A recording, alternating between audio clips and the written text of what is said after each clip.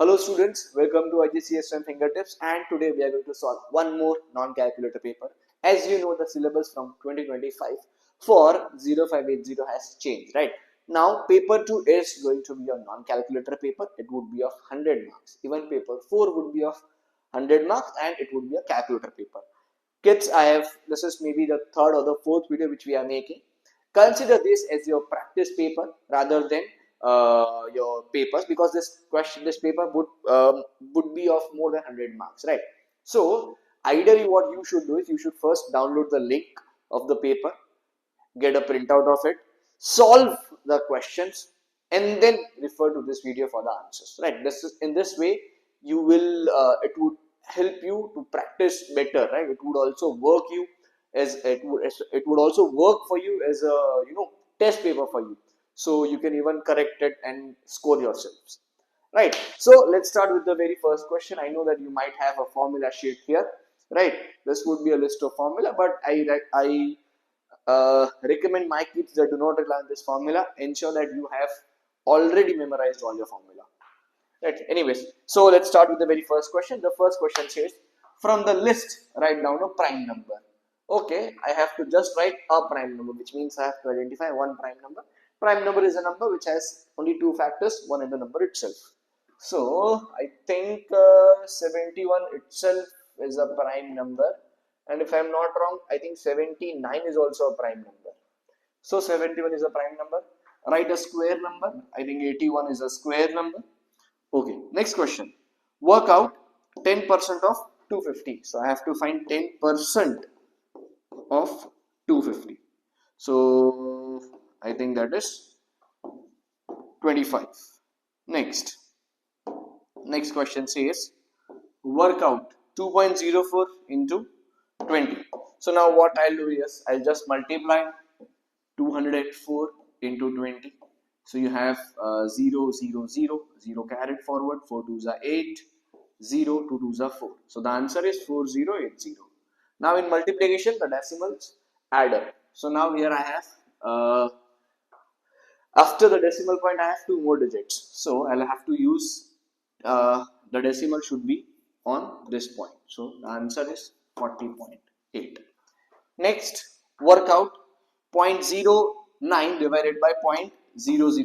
So guys, what do we do here is we try to remove the decimal place. How do you remove the decimal place? Let's say the highest decimal place is 3dp, right? So what I'll do is I'll multiply both the numerator and denominator with 1000. I'll multiply both the numerator and denominator with 1000. So you have 9t upon 3, right? Because as I'm multiplying 0.0 into 1000, the decimal place is going to shift 3 units towards right. So this is answer is 30, right? Next question. I think again I have to find the value of x. I think this is a straight line, so all the angles have to be 180. So 3x plus 3x plus 2x equals to 180. So you have 8x equals to 180. X is 180 divided by 8. I think 4 2s are 4 4s are 16 and 2 0 45, and 45 divided by 2. The answer should be 22.5, right? 22.5 should be your answer. You can always verify. How can you verify? You can do 22.5 into 8, right, in order to check whether the multiplication was correct or not. I think this is correct. Let's go to the next question.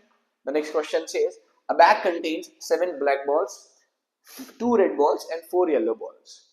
One ball is chosen at random from the bag. Find the probability that the ball is yellow. I just have to find the probability that the ball is yellow. So I have 4 yellow balls out of, I think 7 plus 2 9, 9 plus 4 13. So this is very simple, 4 upon 13. Next question, solve. Okay, so I'll rearrange this equation. So you have 5x minus 3x equals to negative 6 plus 10. 2x equals to 4 and x is 2. Next question, again I have to solve this. So what I'll do is I'll rearrange this again. So you have 4x is greater than 12, x is greater than 3, x is greater than equals to 3. Again, work out the following giving answer. standard form. Okay, so I have to multiply p into q. P into q means multiplication of this into this. So this is going to be 2 into 10 raised to 3 into 8 into 10 raised to 5. 2 8s are 16 into 10 raised to minus 2, right? Because the same basis power gets added up. Now I have to give my answer in standard form. Guys, this is not the standard form. The standard form says there should be one number. Let's say I have a number from 1 to 9. The decimal place should be just after the first number. So I have to rewrite this as 1.6 into 10 raised to minus 3, right? I have to move decimal place 1 unit left. Next I have p by q. So p by q is also simple. I'll do p, which is 2 into 10 raised to 3 divided by q, which is 2 into 10 raised to 5. I think this is 1 divided by 4. 1 by 4 is 0.25, and this is going to be 10 raised to 8, right? Because same base. In subtraction, I can write this as 3 minus of minus 5. So you have 0.25 into 10 raised to 8. After rearranging, I can write this as 2.5 into 10 raised to 7. This is my standard form, right? I have to move decimal place 1 unit right.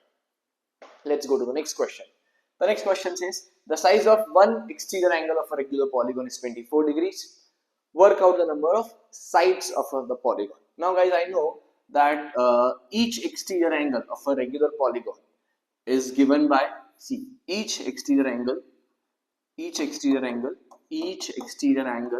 of a regular polygon is nothing but 360 divided by the number of sides, right? So now here I have 24 is equals to 360 over n. So if I rearrange, n is going to be 360 over 24. Right, now let me divide this with 12. I think 12 2s are and 12 3s are and 30. 2 1s are and 50. So guys, there are 15 sides, right? There are 15 sides. Okay, next, the points A and B have coordinate 2, 9 and 5, 3. Okay, I have to work out the length AB. Length AB, right? What is the formula for length? The formula for length is x2 minus x1 square plus y2 minus y1 squared. You can take any coordinate as x1, y1 and the other is x2, y2. Right, so just let me do x2 minus x1. So 2 minus 5. So minus 3 square plus 9 minus 3, 6 square and root of that. So you have 9 plus 36, that is root 45. Now can I simplify root 45? You need to check, right? So if I am writing root 45, see, third forms mean keeping your answer in the root form. Let's say if I divide this with 3, so you have 15. Again, if I divide this with 3, so you have 5, 5 and 1. As this is a root, so this is going to be 3 root 5. So the final answer ideally should be 3 root 5. But even though if you leave your answer in root 45, you will get full marks. Next question. Solve the form of simultaneous equations. Okay, so simultaneous equation means I'll have to eliminate either x or y. How do I eliminate x or y? First, I'll decide which variable I want to eliminate. Let's say in this case, I want to eliminate y. So now I'll take LCM of y. In the first equation, y has 2, and in the second equation, y has 4. So in order to take LCM, the LCM of 2 and 4 is 4. So what I'll do is I'll simply multiply the first equation with 2. So you have 10x minus 4y equals to 24, and here you have 3x plus 4y equals to 2. Now as the signs are different, we'll add them. So you have 13x equals to 26. Your x is 26 upon 13, that is 2. Now once I have found my x, what I'll do, I'll simply substitute the value of x in either of the equation to find out y. So I can say 5 into 2 minus 2y equals to 12. So 10 minus 2y equals to 12, negative 2 equals to 2y, y equals to minus 1. Right. Now, is there any other question left in this page? No, I don't think so. Let's go to the next question. Okay, yes, next question. Expand and simplify. So I have 4x minus 3y and 4x plus 3y. Guys, I can See, this is nothing but, if you observe, this is a plus b into a minus b. This is going to be a square minus b square. But in case you are not able to identify that, what you can do is you can apply the simple expansion, which is this into this, this into this, this into this, and this into this. But I have already figured out this is a plus b into a minus b. So I'll directly write my answer as a square, which is 4x square minus 3y square, which is 16x square minus 9y square, right? Now going towards the next question. In each of this region, shade the Venn diagram. Now guys, I follow a simple trick for shading. What I do is, let's say I just in the sets A and B, I write down any dummy numbers. So let's say 1, 2, 3 and 4. Now I have to shade A dash union B dash, right? So now guys, what is my A dash? A dash is something that is not a part of A, which is 3 and 4. So 3 and 4. Now what is B dash? It's something which is not a part of B, that is 1 and 4. And what is the sign saying? The sign is saying union. Union means all the numbers which are in A dash and B dash. So A dash union B dash is going to be 1, 3 and 4. Right. So it means now what will I shade? I'll shade 1, 3 and 4. So this is my 1, this is 3 and this is 4. So this is my final shading. Right. Next they are saying A intersection B dash. You can follow the same method over here, or this is a bit more simple. This is, they are saying A dash A intersection B whole dash. So which means this is my intersection part, right? This is my intersection part. So they are saying to shade the region which is not common in A and B, which means I'll have to shade this region. This is very exactly same as the first question, right? This is exactly same. The shading is same as the first question, right? Now, moving forward to the next question. The next question says make A the subject. So I have to make A the subject. So, make X the subject. Sorry, A is already the subject. I have to make X the subject. Again, because this is an important question, why? As you can see, there are multiple X in this question. So what I'll do is, let's say, let me rearrange this first. So I'll write Ax equals to, let me expand this, 3x plus 3y. Now many kids ask me the question that, sir, which X do we have to make the subject? Do we have to make this X the subject or this X the subject? Guys, making X the subject means your whole equation should be X equals to something. So X should only be on one side of the equation. There should not be any other term of X on the other side of the equation. So as there are multiple X in this equation, what we will do is we'll take all the terms which have X on one side of the equation. So I'll simplify this as Ax. Let me take this term on the left hand side. So minus 3x equals to 3y. So now I'll isolate X. How will I isolate X? I'll take X common. So X common, so I have A minus 3 equals to 3y. Now if I rearrange, X is going to be 3y over A minus 3. Right, 3y over A minus 3. Next question. Next, I have been told to factorize this. So, see, you are not supposed to be worried that why are there, this is x square, this is xy, this is 4y square, how will I be able to factorize? But it's a very simple question. Factorization means splitting the middle term. Now, what is the middle term over here? Forget your xy. The middle term over here is negative 1. Just focus on the coefficient. So the coefficient of the middle term is negative 1. Now what is my first and last term? The product of first and last term is negative 20. So I have to split negative 1 in such a way that on addition I should get negative 1 and on multiplication I should get negative 20. Now are there any other terms? Are there such terms? Yes. Negative 5 and 4. If you add them, you will have negative 1, and if you multiply them, you will have 20. So you have 5x square minus 5xy plus 4xy minus 4y square. Now what are you going to do is take 5x common. So you have x minus y. Again take 4y common. So you have x minus y. You can take x minus y common. So your final answer is going to be x minus y into 5x plus 4y. You can always expand and verify. You can always expand and verify. Next question. The volume of a hemisphere with radius r is 16 pi by 3. Find the value of r. What they are saying, the volume of hemisphere. Now kids, this is where you make mistake. So what is the volume of sphere? The volume of sphere is 4 by 3 pi r cube. But this is a hemisphere, which means half the volume. So this is going to be 2 by 3 pi r cube, which is, I'll have to multiply this with half, right? So the hemisphere volume is equals to 16 by 3 pi. The volume of hemisphere is equals to 16 by 3 pi. I have to find r. Pi cancel. This is also cancelled. 2 ones are 8s are. So you have r cube equals to 8. R is nothing but cube root of 8. That is gets 2. Right? Cube root of 8 is 2. Now going to the next question. Yes. Next question says an unbiased die is number 2, 3, 3, 4, 5, 6. Unbiased means a die which has the probability of landing on each number is equal. That is called unbiased. Wendy rolls a dice 3 times. Okay.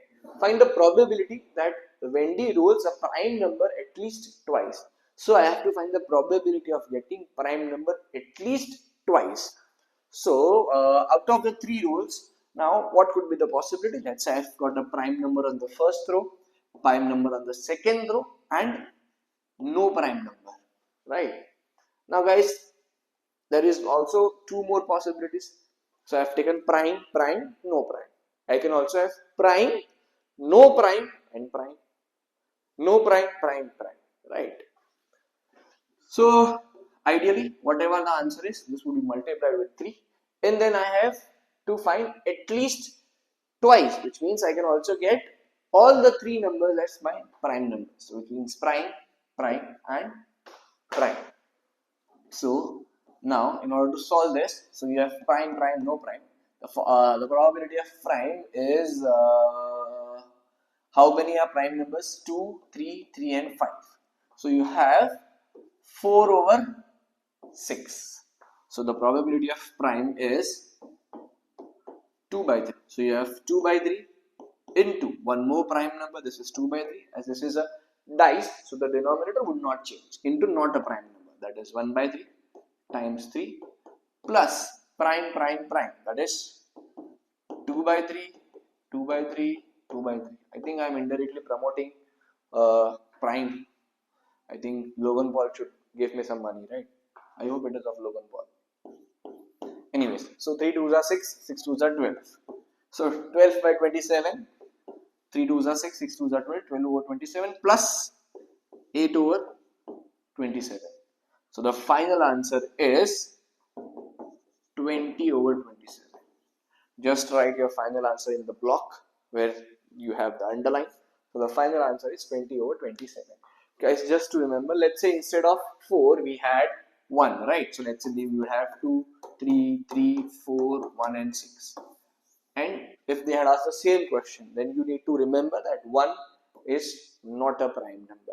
1 is a special number, right? 1 is not a prime number. So even in this case, the probability of getting a prime number would be 2 by 3. Next, Alan and Beatrice share $750 in this ratio of 8:7. Show that Alan receives $400. So they are sharing $750 in the ratio of 8:7, which means the total parts is 15 and Alan is getting 8 parts. So this is what, guys, 8 upon 15 into the total money, which is 750. So I think this is 15 5s are 75. So 50 times 8 is 400. Yes. So Alain gets $400. He spends 150 percentage. Work out 150 as a percent of 400.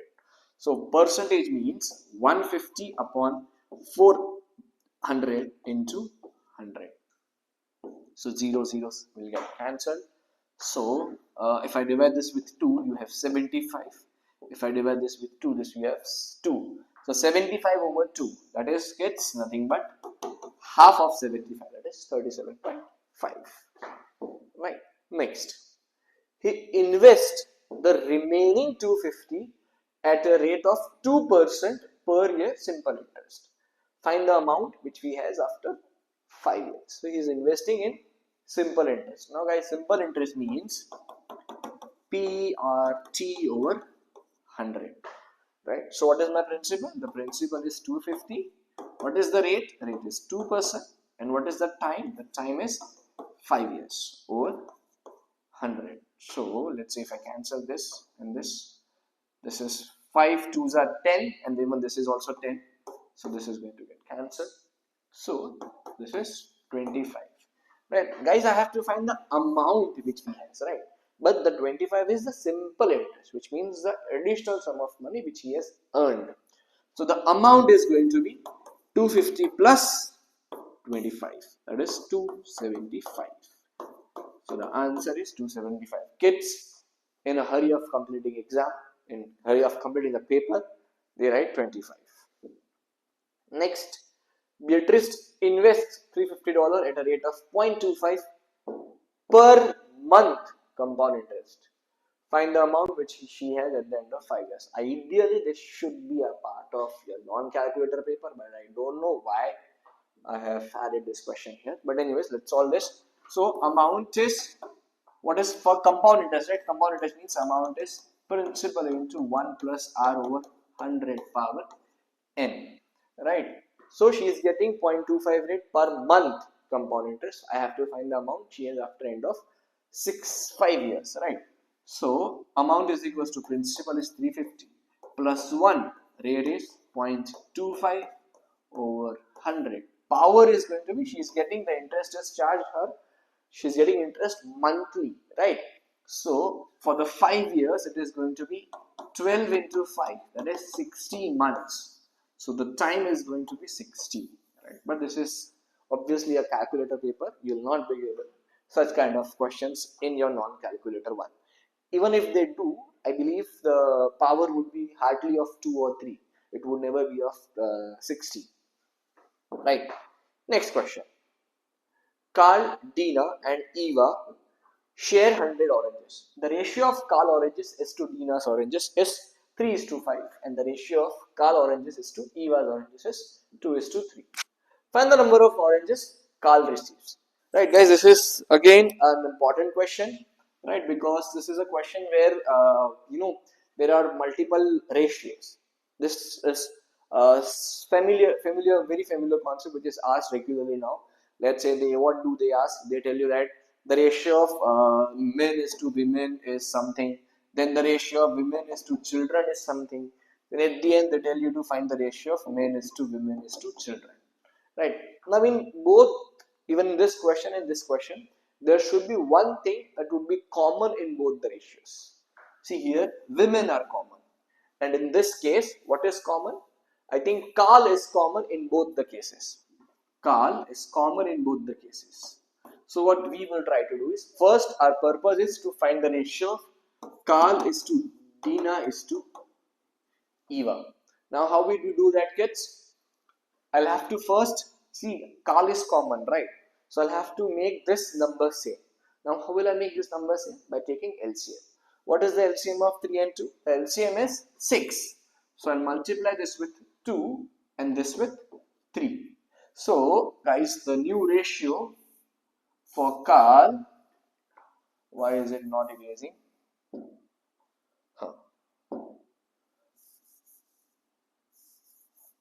So the new ratio of Carl is going to be 6:10, Carl is to Dina, and this is going to be 6:9.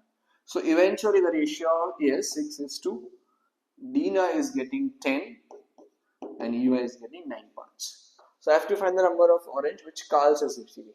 So I have divided, Carl is getting 6 part out of 6 plus 10 plus 9 into 100.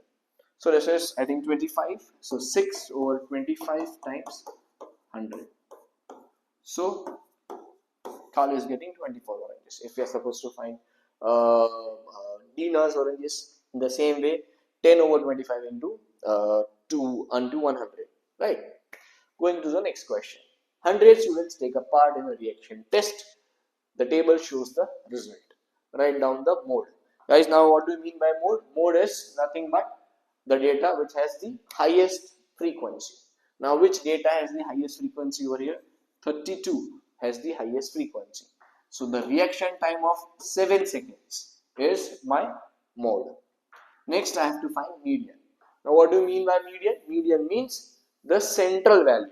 Central value. Now, kids, the number of observations here is even. The number of observations are even. So, whenever the number of observations are even, right, the median is half of the even observation. That is 50th observation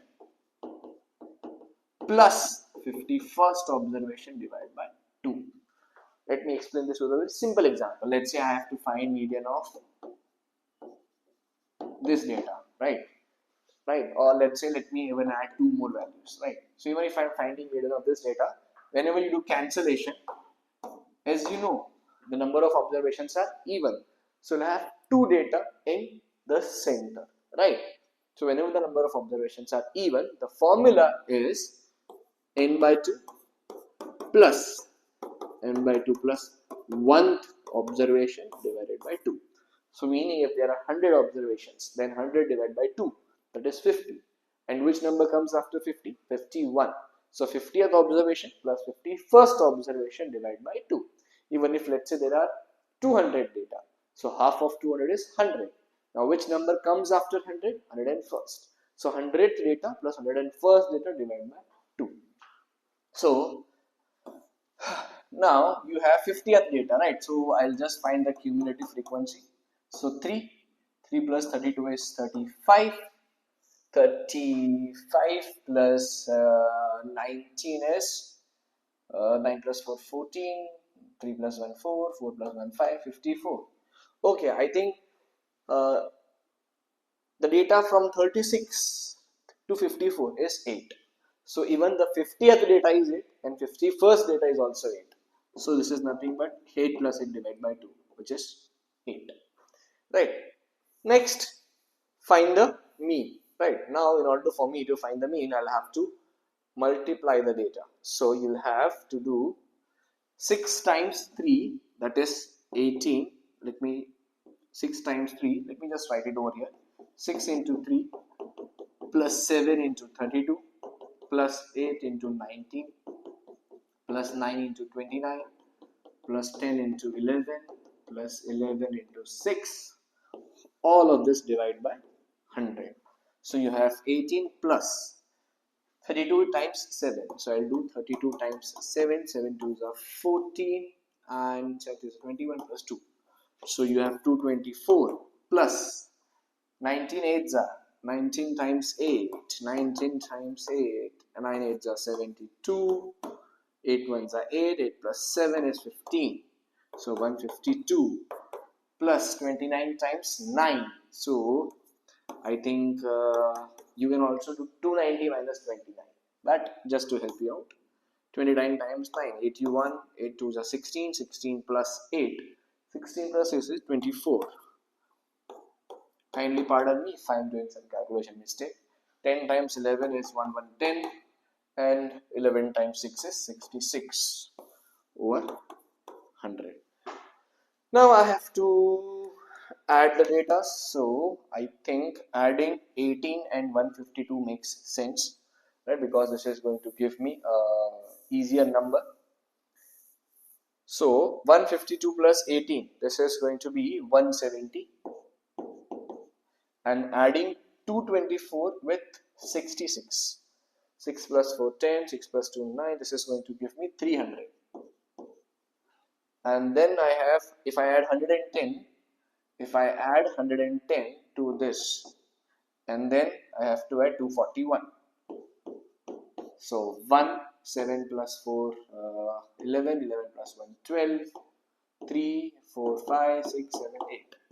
821 upon 100. So I have 821 over 100. So the final answer for me is 8.21. Kindly pardon me if I made some calculation mistake. You have to ensure that you not do. Even if there is a calculation mistake, the best part is you'll only lose 1 mark. You'll get 2 marks for this question. Just let me check again. I think this is correct. I think this is correct. Now, Two students are chosen at random. Find the probability that both of the reduction time is greater than or equals to 9 seconds. So I have to find that both of their time is greater than or equals to 9 seconds. So I'll have to take first how many students have reaction time which is greater than 9 seconds or greater than or equals to 9 seconds. So I have 29, 11 and 6. 29 plus 11 is 40. 40 plus 6 is 46. Right. So I want both the students to have a reaction time that is greater than or equals to 9 seconds. So you have 46 over 100 into 45 over 99. Right. I think you can simplify this. 3s are 15, 3s are 33. If I again do 3 times, then I have 5s are and 11s are. Again, I have 5 and 11s, and if I do, I have 5 1s are, and I have 5 20 times 5, right? Again, if I do with 2, so you have 23 over 10. So the denominator is 1110 and the numerator is 23. 23 over 1110 is your answer. Again, let me check. 9 5s are 45, 9 11s are 5 1s are 5 20, 2 times is 10, 2 times is 23, 11 into 10 is, yes, 23 over 1110 is your final answer. Next, the box and whisker plot shows heights of some of the students. Okay, find out the range. Now guys, what do you mean by range? Range is nothing but the highest value minus the lowest value. Now whenever you have your box and whisker plot, this is your lowest value, this is your highest value, this is your median, this is your lower quartile, and this is your upper quartile. So kids, the range is, I think, 158 minus 101, 2, 3, 4, 5 minus 105. So this is 3 and 5. 53 is my range.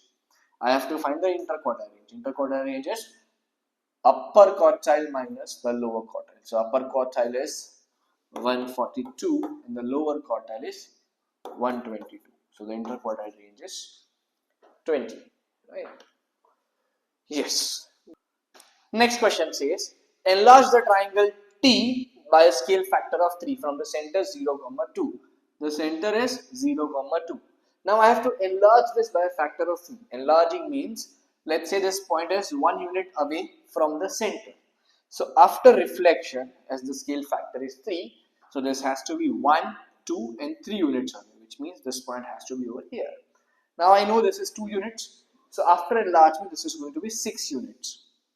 And this is 1 unit again, so after enlargement this is also going to be of 3 units. So use scale to draw this and label your answer as part 1. Next, rotate the triangle 4, 2 by 90 degree clockwise. So now rotation means I'll have to put a tracing paper and I'll have to rotate it 90 degree in the clockwise direction. So if I rotate this in the clockwise direction, I believe this is my center 4, 2. So the shape is going to be look somewhat like this. You can always use your tracing paper to rotate it. Next, reflect the triangle T. Okay, so I have to label this image as P. So this is P. Reflect the triangle T in the line x plus y equals to 6 and label the image as Q. So I have to reflect this line in x plus y equals to 6. So first I'll have to plot the line. So if I have to plot the line x plus y equals to 6, it means, let's say when x is 0, y is 6. When x is 1, y is 5. In the same way, let's say when x is 6, y is 0.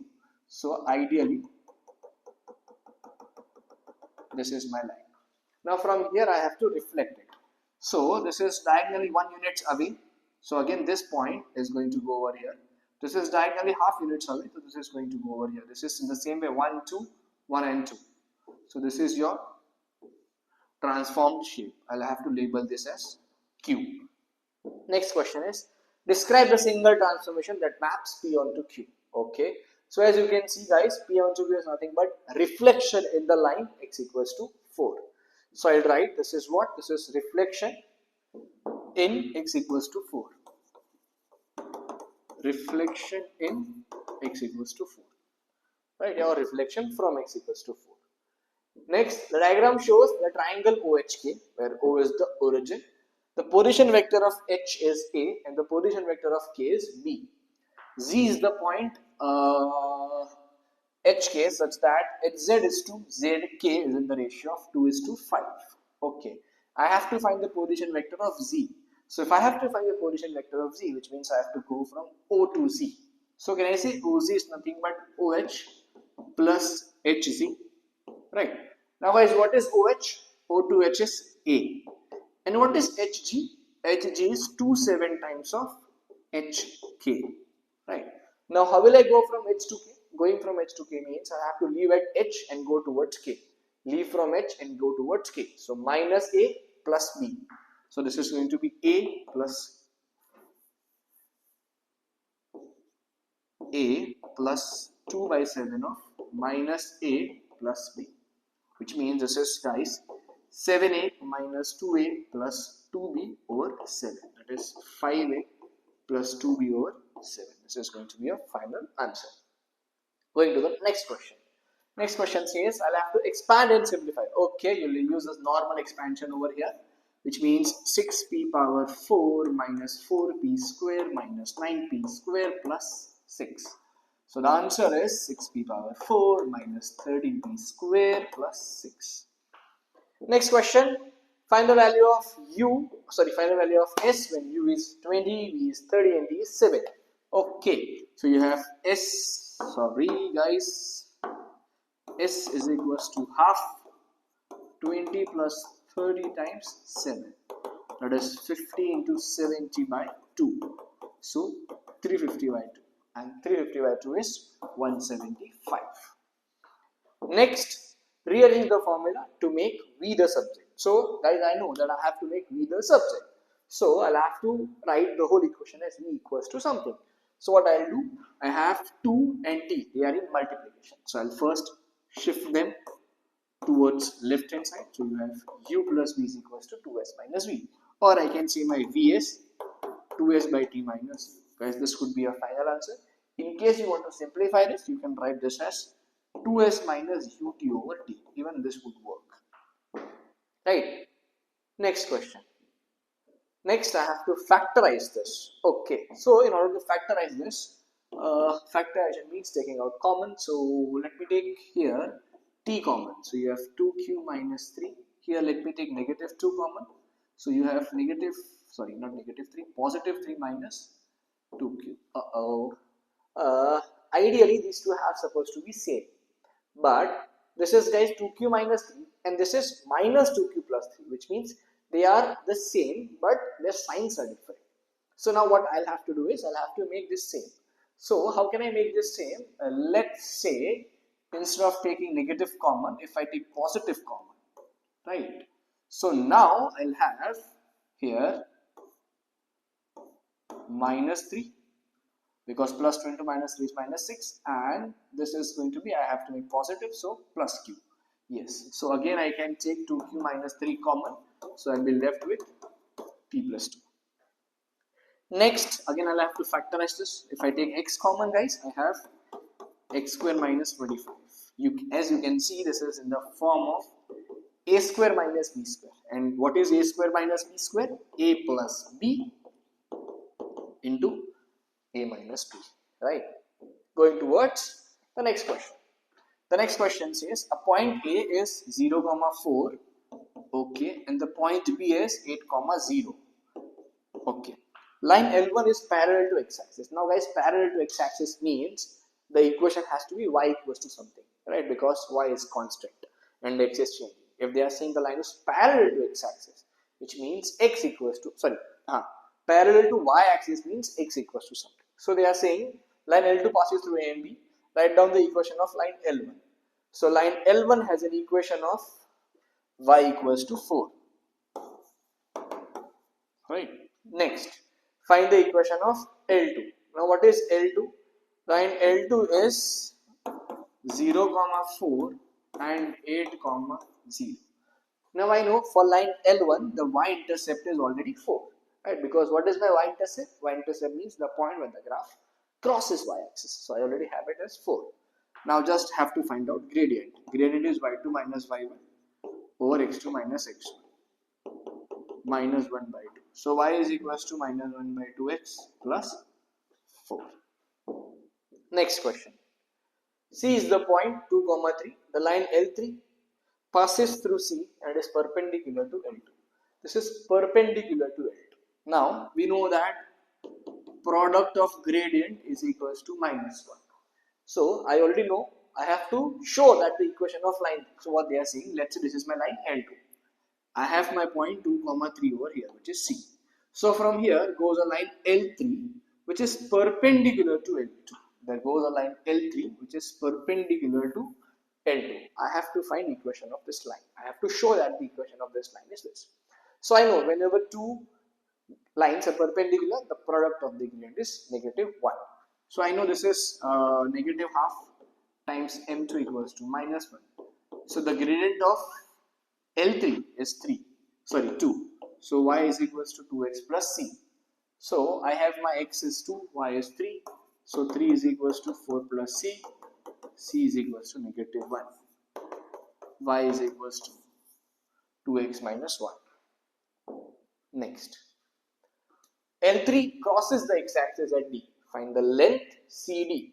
Okay, so they are saying L3, which has the equation of 2x minus 1, it crosses x-axis. Now crossing x-axis means y is going to be 0. So if I substitute y as 0, so from here I can say x is going to be half. So the coordinate D is half comma 0. And the coordinate C was 2 comma 3. I have to find the length CD.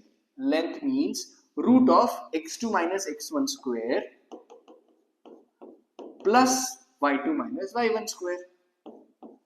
So you have, this is what your 3 by 2 square plus 3 square.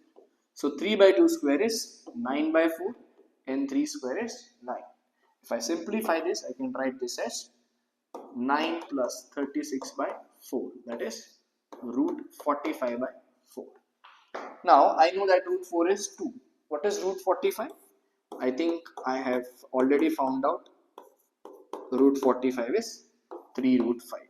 So the answer is 3 root 5 by 2. Next question. Complete the Venn diagram. Okay, I have 24 students, out of which 17 are studying physics, 14 are studying chemistry. Okay, and the students who are studying both the subjects are 9. So 17 are studying physics, so this is going to be 8. And in the same way, chemistry, there are 14 students who are studying chemistry, so this is going to be 5. Next question is, find P intersection C dash. Intersection means and. Physics students who are studying physics and C dash means not studying chemistry, who are studying physics and not studying chemistry. Physics and no chemistry. There are only 8 students who are studying physics and not chemistry. Next, find P union C dash. Union means or. Students who are studying physics or students who are not studying chemistry. Students who are studying physics or, oh, I have left this. Oh, okay. This is 8 plus 9, 17, 17 plus 22. This should be 2 and there are 24 kids. Sorry. P union C dash means students who are studying physics or not chemistry. Not chemistry means these two as well. So as I have to take union, we'll have to consider all the 3.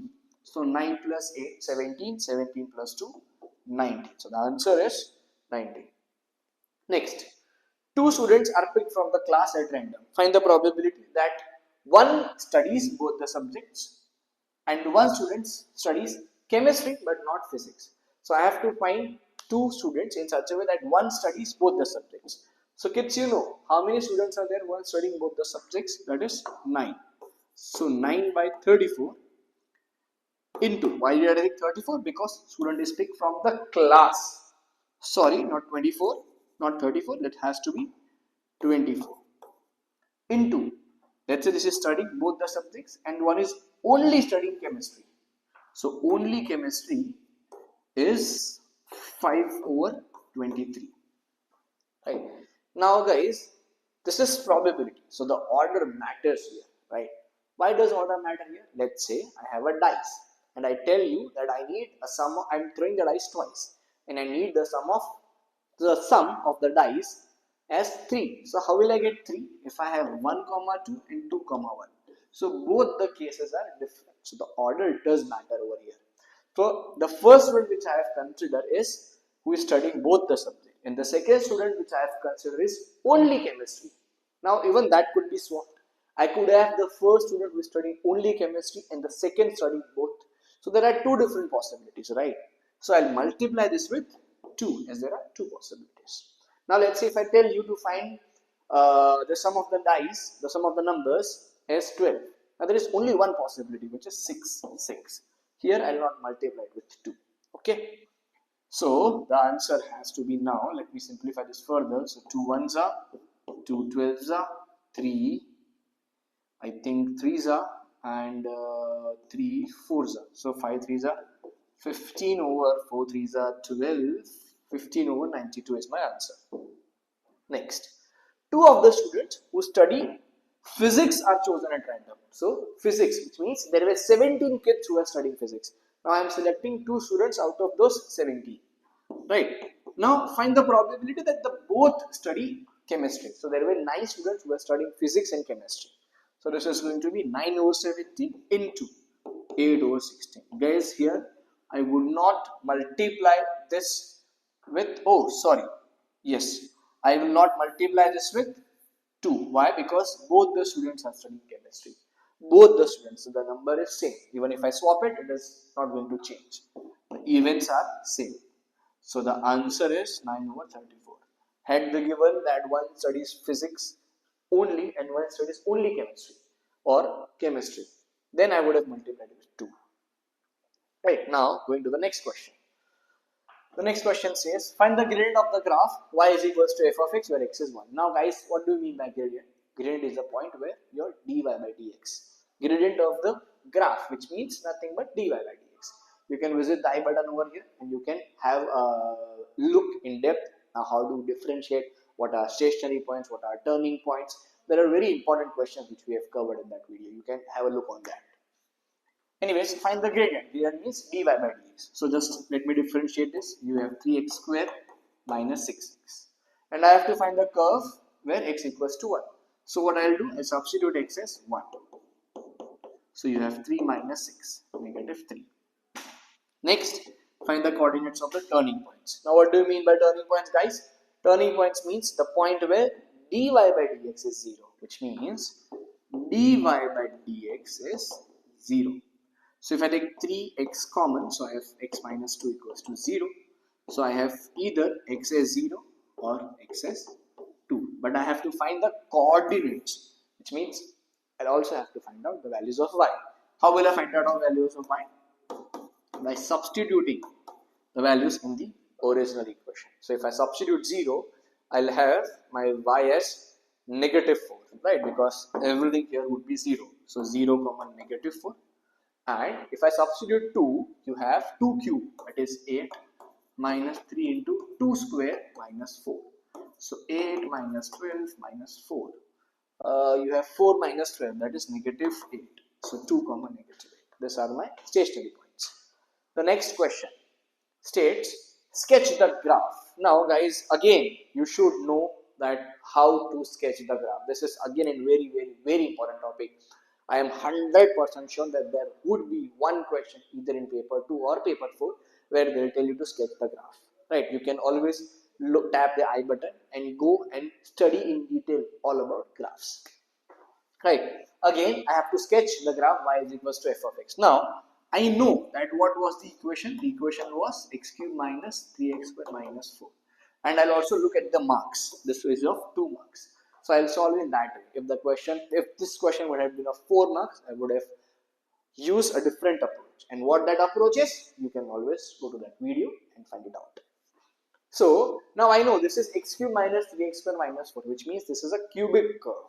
Now what is the general shape of cubic curve? A cubic curve looks like this, where these are my turning points. So this is of 2 marks. So I'll just plot the turning points. What are my turning points? I think let's say this is my first turning point, and let's say this is my x as 1 over here, and this is negative 8. So this is my second turning point, 2 comma negative 8 and 0 comma 4. Now turning point means the graph has to turn. So which means from this point the graph can either go in this direction or it can go in this direction. Now kids, it cannot go in the upward direction. Why? Because after turning it has to reach over here. So which means the graph is going from here, it is turning, and then from this point it is again turning. Right? So this is your graph. Next question. Find g of 1. G of negative 1 is nothing but minus 1 whole square, that is 1. F of x plus g of x equals to 0. So f of x plus g of x equals to 0. So you have 5x minus 1 equals to 0. X is 1 by 5. Find g of x. This is a composite function. Now what is g of x, guys? 3x plus 2, which means I have to find g of 3x plus 2, which means 3 into 3x plus 2 plus 2. Instead of x, I replace it with 3x plus 2. So you have 9x plus 6 plus 2. 9x plus 8 is your answer. Next. Find h of f of x plus g of h of x. Now, guys, what is f of x? I already know that f of x is 2x minus 1, I think. Yes, 2x minus 1. So I have to do h of 2x minus 1 and g of, what was h of x? H of x was 1 by x. So now I know that my h of x is 1 by x. My h of x is 1 by x. So instead of x, I replace it with 2x minus 1. And my g of x is 3x plus 2. So instead of 3, I'll replace this with x and 2. Now, what is my LCM, guys? I think the denominator has x, 2x plus 1 and 1. So the LCM is x into 2x plus 1. Now I'll multiply this with x, the 3 with 2x plus 1 and 2 with both. Sorry, this is not 2x plus 1, this is 2x minus 1. So x into 2x minus 1 over x into 2x minus 1. So x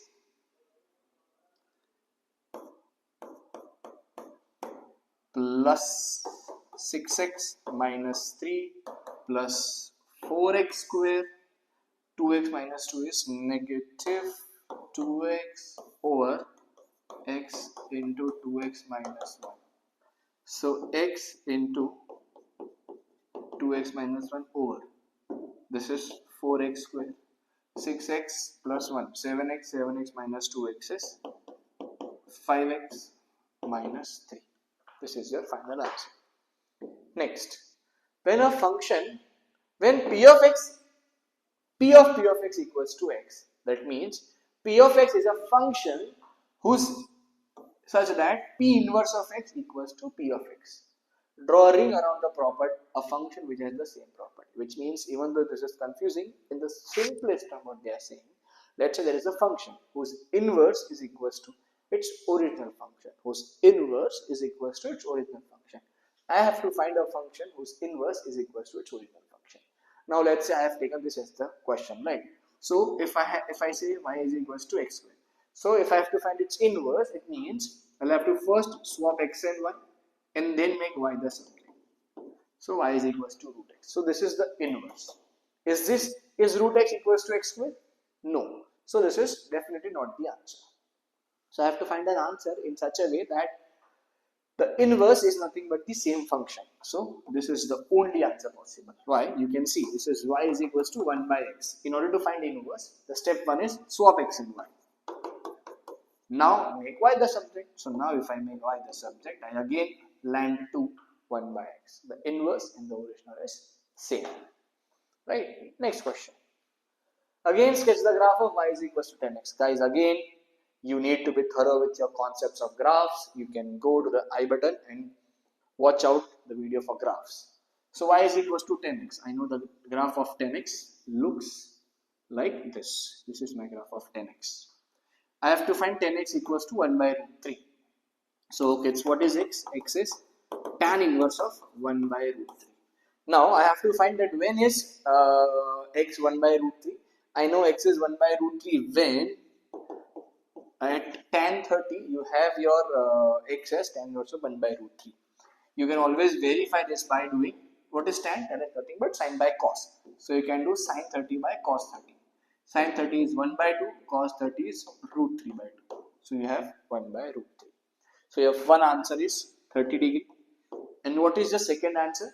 See, most of the kids what they had done is they had just written the single answer. Why? Because there were two separate blanks but not given. But you need to observe that the domain of x is from 0 to 360, which means one answer is going to be 30 and the other answer is going to be 180 plus theta. Why 180 plus theta? Because we know tan 180 plus theta is tan theta. So the second answer is 210. You can always verify. See, I know that tan 1 by root 3, let's say this is where my 1 by root 3 is. So if I draw a line from 1 by root 3, I know this is intersecting the graph at two different points. From 0 to 360, it is intersecting at two different points, which means there has to be two answers. The first answer is 30 and the second is 180 plus 30. Right? Next question. Now, this is again some cool down questions. I think we are almost, these are now easy questions. Write down a cube number. I think the cube number is 27. Write down a prime number. Prime number is 29. 91 is not a prime number. 13 sevens are 91. This is y, this is v, this is y. I have to find v minus y. V minus y is minus 1 minus 2, that is negative 3. 3 minus 5, negative 2. I have to find 2v, which means I have to multiply this with 2. So minus 2 and 6. Next. On the Venn diagram, shade A intersection B. So I have to shade A intersection B. A intersection B is nothing but this part. Write down the next term in the sequence. So I can easily write down the next term in the sequence. I know 27 minus 23 minus 17 is negative 6.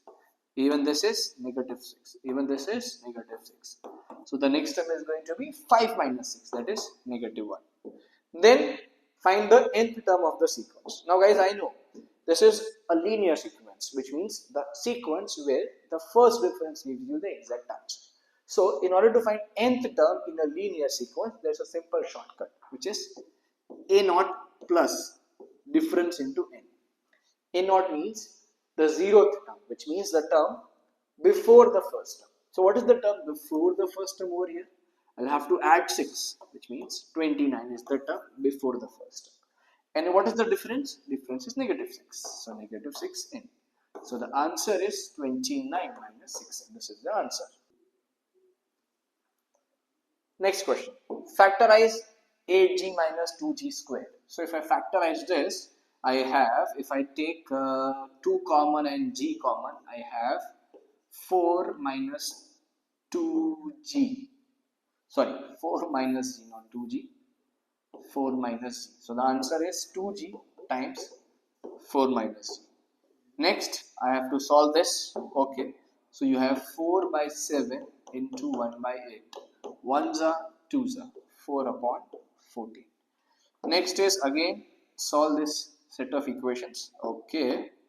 So this is 15t plus t is equals to 4 minus 8. 16t equals to negative 4. T is negative 4 over 16. That is negative 1 by 4. Then again I'll have to rearrange this. So you have 25 minus 2u equals to 6. So 25 minus 6 equals to 2u. So 19 equals to 2u. U is 19 over 2. That is 9.5. Next. Calculate 0.3 square. So 0.3 square is what? 0.3 into 0.3. That is 0.09. Now I have to write this in standard form. Now guys, what is this? This is 9 into 10 raised to 2. Standard forms means the first number, there should be a number before the decimal, which means I have to shift that 2 units towards right. Right. Now, next question. Find the highest common factor of 12 x power 12 and 16 x power 16. Now, in order to find the highest factor, I know there are two terms. There is a number over here and there are constant over here. The numbers are 12 and 16. So first I'll find the highest factor of the numbers. So the highest common factor of 12 and 16 is 4. Now for the powers, there is x power 12 and x power 16. Now whenever we have variables, the highest common factors in variables would be the least common power in both the variables. What is the least common power in both the variables? I think x power 12. You have x power 12 over here. Also, you have your x power 12 here as well. Why? Because I can simply write this as x power 12 into x power 4. So, x power 12 is common in both. So, you'll have to take the lowest power common. And for the LCM, you take the highest power common. Now, again, in a regular polygon, the interior angle is to exterior angle are in the ratio of 11:1. Find the number of sides of this polygon. So, I know that the angles are in the ratio of 11:1. And I know whenever I have a polygon, so the total of an interior and exterior angle is 180. Why? Because let's say this is a shape.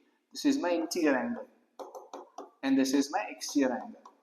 So the sum should be 180 degree. So I can say, let's say this is x and this is 11x. So I can say 11x plus x equals to 180. 12x is 180, x is 180 over 12. So you have 1s are 12, 6, 0, 15. Yes. So now I have known that each exterior angle is 12 and each interior angle is 12 times, sorry, each exterior angle is 15 and each interior angle is 11 times 15. So now what I'll do is I'll have to find the number of sides. So I know each exterior angle is nothing but 360 over n, where n is the number of sides. So I already know the angle is 15. So 15 is equals to 360 over n. So I can say n is 360 over 15, which is 24. I think 2s are 30 and yes, 24. Correct. Next, the diagram shows speed time graph of a journey. Find the total distance traveled in the first 3 seconds. Now, guys, we have a speed time graph. Now we know whenever we have a speed time graph, the area under the graph is going to give you the distance, which means I'll have to find the area of this trapezium. Now this trapezium has, the length is 10, the width, the area of trapezium is half a plus b times h. So now this is my a, which is 10, my b, the parallel sides, the second parallel side is 8 and the height h is 10. So I'll use half a plus b into 10. So you have 18 into 10 over 2. 180 by 2, that is 90. So the answer is 90. Okay, guys, I hope you have enjoyed the video. Kindly like, share and subscribe to our channel so that we are even more motivated to make more such videos. Bye bye. Have a great day.